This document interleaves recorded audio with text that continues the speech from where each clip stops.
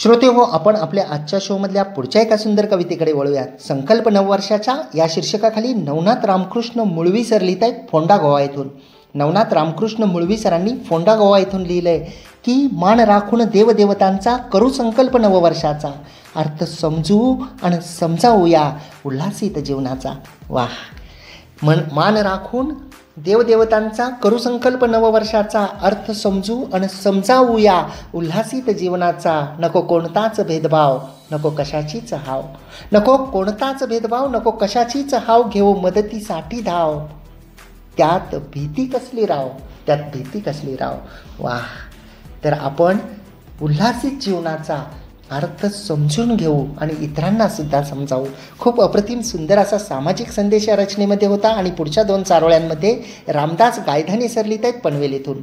रामदास गायधानी सरांनी पनवेल येथून माणसाची जात या शीर्षकाखालील पहिल्या चारोळीमध्ये लिहिलंय की गरज सरो आणि वैद्य मरो, किती कृतज्ञ माणसाची जात. गरज सरो आणि वैद्य मरो, किती कृतज्ञ माणसाची जात. प्रेम माणुसकी कुठे हरवली, सापावानी टाकली कात.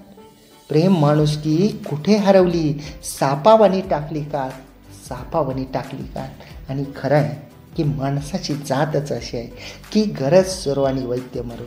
इतकी कृतज्ञ माणसं झालेली आहेत. लोकांना चांगल्या कोणत्या गोष्टी आठवत नाहीत, लोकांना केलेल्या गोष्टी आठवत नाहीत, न केलेल्या गोष्टी आठवतात. खूप सुंदर वास्तव जे आहे ते या चारोळीमध्ये होतं. आणि दुसऱ्या चारोळीमध्ये सर लिहित आहेत मनाचा आरसा या शीर्षकाखाली की दर्पणात पाहता देहरूप मनाला किती होतो हुरूप. दर्पणात पाहता देहरूप मनाला किती होतो हुरूप. कधी मनाच्याही आरशात बघा अंतर्मनातले स्वरूप, कधी मनाच्याही आरशात बघा अंतर्मनातले स्वरूप. खरं आहे की आपण आरशामध्ये पाहिल्यावर आनंद होतो, पण मनाच्या आरशात सुद्धा कधी कधी आपण डोकावलं पाहिजे. खूप सुंदर अशी ही रचना होती. आणि पुढच्या एका रचनेमध्ये सौ राजश्री अमोल दरेकर मॅडम लिहित आहेत मुरगुड, तालुका कागल, जिल्हा कोल्हापूर येथून. सौ राजश्री अमोल दरेकर मॅडम यांनी मुरगुड, तालुका कागल, जिल्हा कोल्हापूर येथून लिहिले क्षणोक्षणी या शीर्षकाखाली की तुमच्या येण्याकडे आतुरतेने मी वाट पाहते. तुमच्या येण्याकडे आतुरतेने मी वाट पाहते, क्षणोक्षणी वाट पाहून मन माझे वेडी पिसे होते. क्षणोक्षणी वाट पाहून मन माझे वेडे पिसे होते. नोकरीच्या निमित्ताने तुम्ही दूर असता त्यामुळे लागते तुमची हुरहुर. नोकरीच्या निमित्ताने तुम्ही दूर असता त्यामुळे लागते तुमची हुरहुर. तुमच्या आठवणीत रोजच मनात माझ्या उठते काहूर. तुमच्या आठवणीत रोजच मनात माझ्या उठते काहूर, मनात माझ्या उठते काहूर. तर नोकरीनिमित्त दूर असल्यानंतर जे मनामध्ये काहूर उठतं ते काहूर मॅडमनी खूप सुंदररित्या शब्दबद्ध केलेलं होतं की क्षणोक्षणी वाट पाहून मन माझे वेडे पिसे होते. तर सुंदर असं शब्दांकन या रचनेमध्ये होतं. पुढच्या आपण एका रचनेकडे वळूयात ज्यामध्ये सौ क्षितिजा कुलकर्णी मॅडम लिहित आहेत रुकडी, तालुका हातकलंगडे, जिल्हा कोल्हापूर येथून. सौ क्षितिजा कुलकर्णी मॅडम यांनी रुकडी, तालुका हातकलंगडे, जिल्हा कोल्हापूर येथून लिहिलंय भावना शीर्षकाखाली. विषय चित्र आणि शीर्षक भावना. चित्र भिंतीवरचे आज बदलले, बदलत आज चौकट विसरले. चित्र भिंतीवरचे आज बदलले, बदलत आज चौकट विसरले.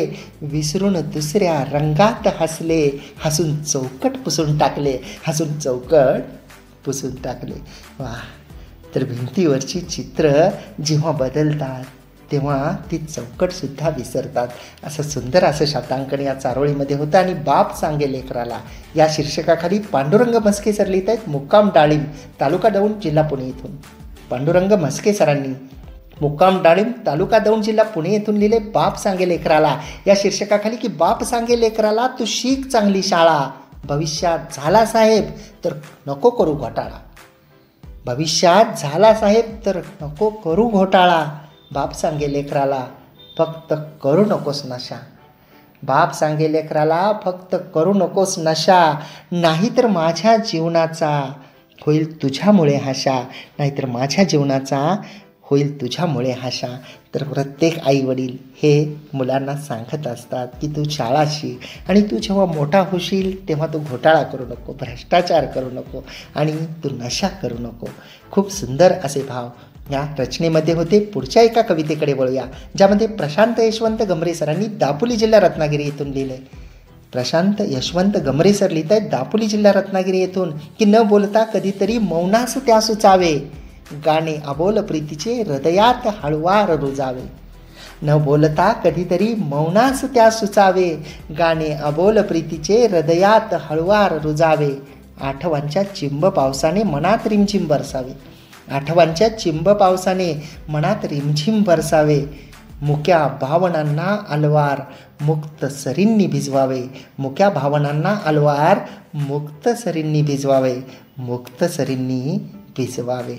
वाह.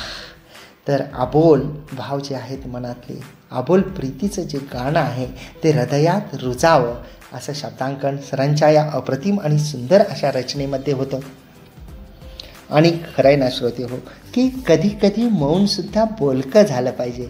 कधी कधी मनातल्या ज्या भावभावना आहेत त्या भावभावना व्यक्त करता आल्या पाहिजेत.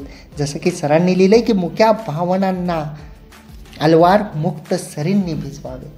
शब्दांची सहर बरसली पाहिजे तरच मन मोकळं होतं, नाही का.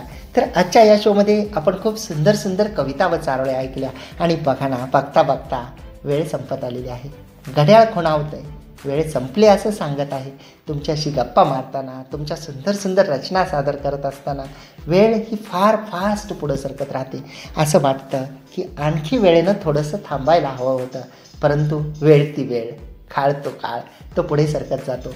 आजच्या शोमध्ये खूप सुंदर रचना मला वाचता आल्या, सादर करता आल्या आणि आशा आहे की त्या आपल्या श्रोत्यांनासुद्धा आवडल्या असतील. तर आपण आजच्या शोचा याच ठिकाणी समारोप करतोय. हो, पण मी तुम्हाला पुन्हा भेटायला येईन पुढच्या रविवारी दुपारी 2 वाजता तुमच्या आवडीच्या शोमध्ये, म्हणजेच हा खेळ शब्दांचा या कविता व चारोळ्यांच्या शोमध्ये. मला म्हणजे आरजे कैलासला आजच्या शोपुरती रजा द्या. तुम्ही मात्र कुठेही जाऊ नका. ऐकत राहा रेडिओ पुणेरी आवाज 107.8 FM. आनंदी रहा, आनंद लुटा.